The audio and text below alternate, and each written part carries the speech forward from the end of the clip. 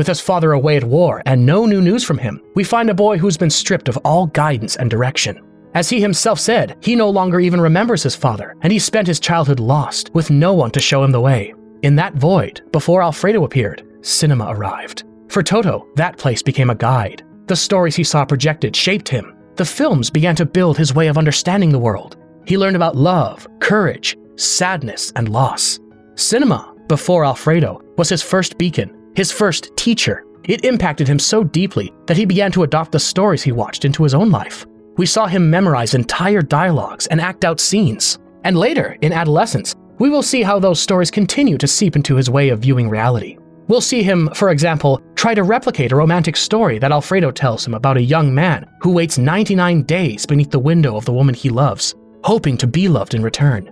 It was no coincidence then that he looked up to Alfredo, because Alfredo is cinema.